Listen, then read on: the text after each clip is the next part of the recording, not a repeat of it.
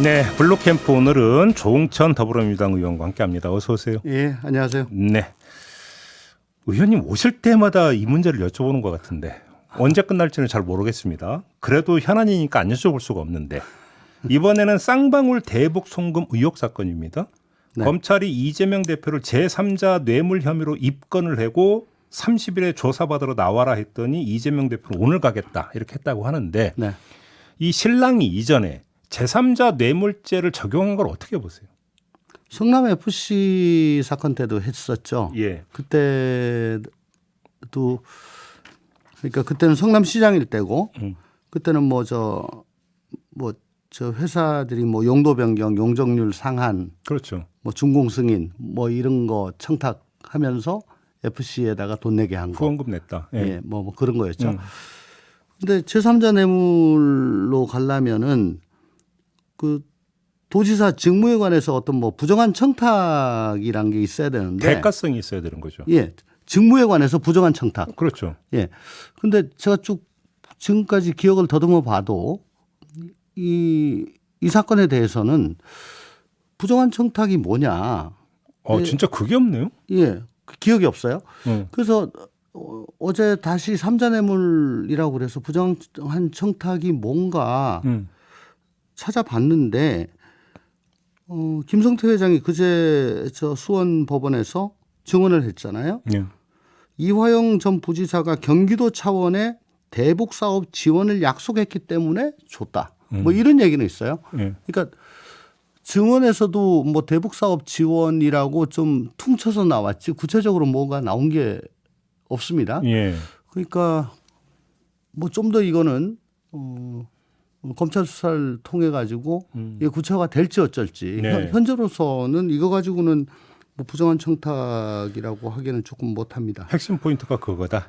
예, 제가 보기에는 지금 그렇습니다. 그러니까 그러니까 날짜가 언제냐가 아니라 포인트는 날짜가 이거다. 언제냐는 거는 그거는 뭐 일반인이라도 각자 다 구속 피의자 말고는 사정이 다 있잖아요. 그럼요. 예, 그러니까 언제 어떠세요? 저희는 그날 좋겠다고 생각하는데 변호인 있으면 변호인 통해서 그래서 날짜를 조율을 하죠. 예. 근데 지금 보도된 바에 의하면은 대표실에서는 아무런 연락도 받지 못하고 언론을 통해서 뭐 다음 주라는 얘기를 먼저 들었다는 거 아닙니까? 아 그래요? 예. 직접 통보가 없었고. 네, 그랬다고 해요. 대표실에서는. 네. 그러니까 조금 업셋돼서 그러면 내일 나갈게라고 했다는 거죠. 예. 그러니까 수원지검에서는 아니 우리 뭐 재판도 있고 뭐 다른 사람 조사도 해야 되고 내일 안 돼요. 30일 날 나오시라고 했던 겁니다. 뭐 이렇게 했다는 거예요. 그러니까 뭐 이리 오느라 뭐라고 아뢰어라 뭐 이 언론 통해서 이렇게 하는 거 이건 정말 이 비정상적이고. 그건 좀 이해가 안 되는 거 아니 당사자한테 날짜 통보를 하는 게 맞는 거잖아요. 예. 그러니까 이건 굉장히 그 절차가 비정상적이에요.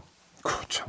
그러니까 이런 태도가 쌓여가지고 검찰이 불신을 받는 겁니다, 사실은. 그래요. 근데 그러니까 언론이 이 날짜에 주목하는 이유는 영장이 청구가 될 것 같다. 뭐 이제 이런 얘기가 많이 나오고 있는데 그럼 영장 청구를 언제 하느냐? 그 시점 때문 아니겠습니까? 이게 사건을 병합을 하느냐 분리를 하느냐에 예. 따라서 다르죠. 지금 예. 백현동이 뭐 더 이상 할 게 없다면은 지금이라도 영장을 뭐 청구를 할 수 있다고 봅니다. 그럼 대북 송금 사건은 만약에 오늘 예. 우리 이 대표 주장대로 오늘 나가서 조사를 받는다. 오늘 목요일이죠. 예. 그러면 진술 검토하고 종합하고 정리해서 영장을 다음 주 초에 치더라도 예. 아마 8월 31일이 제 기억으로는 목요일인가 그렇죠? 그건 맞을 거예요. 목요일 맞을 예. 거예요. 목요일까지 영장 심사 기일이 잡힐 수 있을까? 그러니까 적어도 화요일 정도에는 청구를 해야 제일 빨리 잡히면 목요일인데. 그게 이제 지금 정기국회 개회 때문에 말씀하시는 건가요? 그렇죠. 지금. 예. 그러니까 비회기 중에 청구를 해라. 박광원 원내대표는 또 그 얘기했었죠. 네. 그러니까 청구가 제가 이해를 하고 있기로는 청구 일자가 비회기면 되는 게 아니고 심사까지도 아마 저는 비회기여야 되는 걸로 생각을 하는데. 그렇습니까? 예. 그러니까 영장 실질 심사? 네네네. 예. 네네. 어쨌든 이건 뭐 지금 불과 일주일도 남지 않은 상황이기 때문에 네. 지금 비회기 중에 영장이 이루어지기는 지금 그러면 30일에 조사받으러 나오라고 했다는 얘기는 비회기 중에 영장 청구할 가능성은 거의 없다. 이 얘기 아닙니까? 지금 이미 일주일 정도밖에 남지 않았기 때문에 비회기가 예. 하더라도 25일 날 저 끝내더라도 뭐 이미 비회기 중에 하는 건 굉장히 힘들고 오히려 이제 8월 1일부터 15일까지 비회기 기간 동안 그때 그냥 허송세월한 게 사실은 뭐 굉장히 좀 아쉽죠. 그러면 결국은 이제 박광원 원내대표는 비회기 중에 청구하라고 했지만 비회기 중에 청구할 가능성은 거의 없다. 현실적으로 이 말씀이시죠? 물리적으로 예. 굉장히 좀 힘들다. 그러면 결국은 그러면 이제 정기국회는 개회가 되고 네. 그럼 영장을 청구하면 체포동의안이 그러니까 넘어와서 체포동의 넘어오면 표결은 무조건 해야 되는 거잖아요. 그렇죠. 이렇게 된다라는 거죠. 네, 무조건 해야 됩니다. 만약에 표결을 간다면 어떤 결과가 나올 거라고 보십니까? 그 뭐 저희는 외통수입니다. 이미 방탄에 관한 한 저희는 국민적 불신을 받고 있는 상황 아니겠습니까? 네네. 6월에 우리 이 대표가 불체포 특권 포기 선언을 했죠. 네. 그러니까 그 선언대로 실천에 옮기는 것 외에는 저희는 뭐 달리 방법이 없습니다. 근데 민영배 의원 같은 경우 만약에 표결을 해야 되는 상황이 한다면 그냥 하지 말고 나가자. 이런 취지의 주장을 했잖아요. 이건 어떻게 평가를 하세요? 그거는 저번 2월 달 때도 그 얘기를 그때 김용민 의원과 김민석 의원이 똑같은 얘기를 했었는데 그때 전 또 똑같은 얘기를 또 했어요. 예. 이거는 뭐 저 투표 불성립이 되고 예. 그렇다고 이게 종결이 되는 게 아니고 그다음 본회의에 또 상정이 되면 계속 또 상정되게 돼 있습니까? 예, 계속 상정됩니다. 그래서 21대 국회 임기 종료 때까지 계속 상정이 되니까 이건 뭐 부결로 치는 게 아니고 네네네 국회법이 개정이 돼가지고 그러니까 노리는 건 뭐냐면은 의원들 민주당 의원들 다 일어나서 나와 퇴장해라고 하는데 거기 퇴장 안 하고 앉아 있는 의원들이 있으면 저것들은 수박이다. 그래서 수박 감별을 하는 거고 네. 그래서 이게 그 일본 에도 시대 때 그 기독교 신자들을 그 가려내기 위해서 후미에라고 십자가 밟기. 예. 영화에서 본 것 같다. 네, 예. 그래서 그 예수나 마리아가 조각된 조그만 그 상을 밟도록 하잖아요. 그거 주저되면은 처형하지 않습니까? 맞아요. 뭐 그런 게 연상이 되는 거죠. 그런 거다. 알겠습니다. 아까 잠깐 병합 말씀하셔가지고 또 검사 출신이시니까 이건 기술적인 문제긴 한데 하나는 지금 서울중앙지검에서 수사하고 있고 하나는 수원지검에서 수사하고 있잖아요. 근데 병합을 한다라는 것은 어느 쪽으로 합쳐야죠. 그러니까 어느 쪽으로 합쳐야 되는데 어느 쪽으로 합치느냐가 되게 이게 기술적으로. 네. 그러면 이제 수원지검에서 하는 건 수원지방법원으로 가는 거고. 그렇습니다. 서울중앙지검에서 하면 서울중앙지법으로 가는데 어디에서 영장이 더 잘 나오느냐 뭐 이런 게 있다면서요. 있습니다. 계산하는데. 있습니다. 틀림없이 있습니다. 그러면 만약에 병합해서 영장을 청구하는데 그러면 어느 검찰이 청구하느냐를 보면 대충 가닥이 잡힌다. 혹시 이렇게도 전망할 수 있는 겁니까? 그건 굉장히 그 영업 비밀에 속하는 건데 되게 서울중앙이 영장 허들이 좀 높죠. 그러니까 오히려 발부율이 좀 상대적으로 낮다. 그렇죠. 수원지방법원에 비해서. 예. 그러면 이제 수원지검에서 청구하느냐, 서울중앙지검에서 청구하느냐, 이게 관전 포인트다 이 말씀이 되는 거죠. 그렇지만 이때까지 관행상 네. 거의 대부분 중앙으로 다 모았죠. 그렇습니까? 예. 알겠습니다. 성남 FC도 중앙으로 갖고 와서 뭐 다 했지 않습니까? 네네. 김남국 의원 징계 문제 있잖아요. 네. 일단 윤리소에서 그러니까 30일로 그러니까 일주일 연기를 했어요. 이건 어떻게 평가하십니까? 글쎄 탈당할 때 네. 우리 당 탈당할 때 그때 불출마 선언을 함께 했더라면 훨씬 더 진정성이 있고 또 받아들여질 가능성이 높지 않았을까 하는 그런 아쉬움이 듭니다. 네네. 어떤 게 오버랩이 되냐면은 5월 초에 이 코인 문제가 불거졌잖아요. 그때 김남국 의원이 정치 생명 걸겠다고 그랬고 자기 전 재산 걸겠다고 그랬어요. 그러면서 모든 자료 공개하고 당당하게 검증에 임하겠다. 뭐 자기는 깨끗하다라고 했잖아요.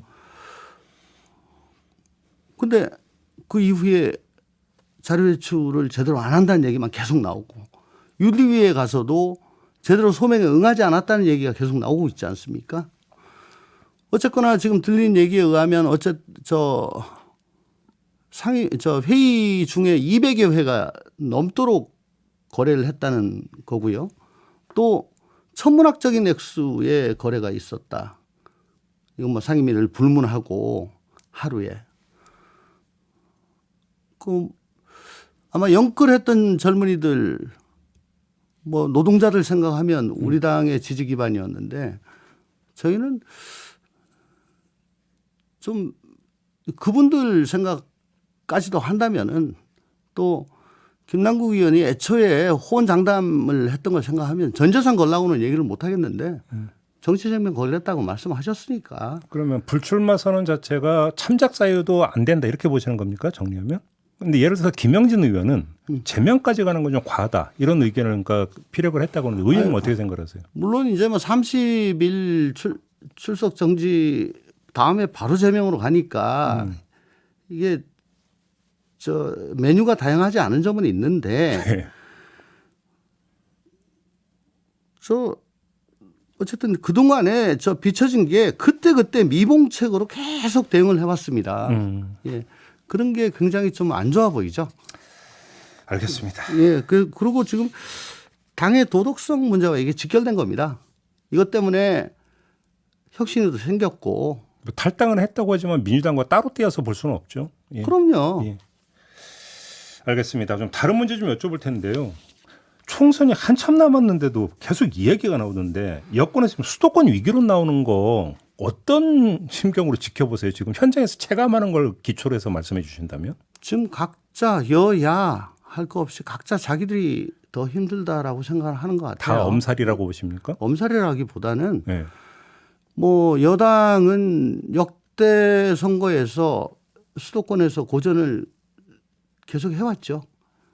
경기가 그나마 서울보다 좀 낫는데 최근에는 이제 인구 분포의 변화에 따라 가지고 네. 경기도 더 힘들어졌고 오히려 민주당이 좀 강세다 이런 얘기가 예, 전에 예, 있었는데. 예.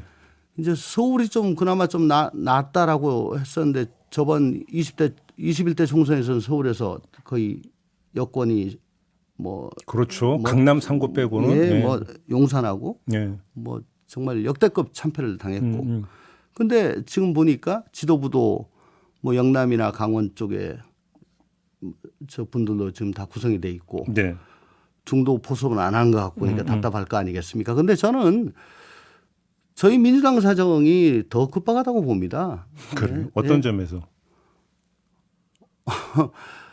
어쨌거나 지금 계속 강성 지지층만 바라보고 지금 가고 있다는 점이 답답하고요. 지역구가 남양주잖아요. 예. 그럼 그러니까 유권자들 많이 만날 거 아닙니까? 그럼요. 당선 그러니까 보장 안 된다 이렇게 위기감 느끼십니까? 저 개인적으로는 뭐 8년에 가까운 의정 활동 내내 진정성 있게 뭐 활동을 한 거에 대해서 평가를 해주고 계세요. 예. 지역에서. 오히려 그러다가 공천 안 되면 어떡하냐는 걱정을 많이 해주시고 계십니다. 아, 당선 걱정이 아니라 공천 걱정해주고 있다. 예, 그런 분들이 많이 계시는데, 예. 뭐 여당 야당 할 거 없이 기성 정치에 대한 환멸, 뭐 이젠 기대조차도 하기가 귀찮다라는 게 다 깔려 있고요. 네. 그러면서도 또 저 제3정당은 또 불신하시고, 그러니까 정치의 효용성에 대해서 아예 기대를 적고 계시 그러면 그런 상황입니다. 당장 내일 만약에 총선이 치러진다면 뭐 어느 당이 이기냐 이런 것보다 오히려 투표율이 관건이라고 봐야겠네요. 투표율은 지금으로서는 굉장히 낮을 것이다. 그렇게 라고 전망하세요? 보는데 지금 ARS하고 전화면접 조사하고 결과가 완전히 다르지 너무 않습니까? 달라요. 예, 네, 너무 달라요. 예. 근데 응답률이 ARS는 굉장히 낮고 5%도 안 되고 예, 전화면접은 그나마 이제 10%에서 15% 사이쯤 되지 않습니까? 저는 전화면접 중에 이제 그 갤럽하고 MBS 전국 지표조사 이 두 가지를 열심히 봅니다. 최근에 나왔던 게 이제 MBS인데요. 이 전화면접 조사에서는 전국도 그렇고 수도권 전 지역에서도 여당보다 우리 민주당이 다 뒤져요. 그리고 정당 지지율보다 저는 더 중요한 게 총선이 이게 어떤 의미를 갖느냐는 네. 것인데 이게 정부 여당을 지원해야 된다 혹은 정부 여당을 견제해야 된다. 이 정부 여당 지원이 전국적으로도 높고 알겠습니다. 이 안 좋습니다. 수도권에서도 안 좋습니다. 여론조사 결과는 중앙선거 여론조사 심의위원회 홈페이지를 좀 참고를 하시고요. 예, MBS 전국 지표조사 8월 14일부터 16일까지 18세 이상 1,002명입니다. 알겠습니다. 시간이 다 돼서 네. 지금 당내 일각에서 네. 후쿠시마 오염수 대처 문제를 두고 윤석열 대통령을 탄핵 발의해야 된다. 네. 이런 주장을 하는 의원들이 있다고 하는데 어떻게 평가하십니까? 아니 물론 이 미증유의 오염수 해양 방류에 따른 그 전 국민적 불안감 점증하고 있죠. 80%가 반대하고 또 수산물 소비 위축 그로 인해서 어민이나 중소상공인 정말 힘들어질 거 아니겠습니까? 그런데 정부는 오불간언하고 있고요. 말도 안 되는 거죠. 예. 민정은 그 대변하고 있는 거 맞는데 그러니까 과연 대통령이 국민의 생명과 안전 뭐 이런 걸 책임지고 있는 거냐 의문점을 표할 수밖에 없습니다.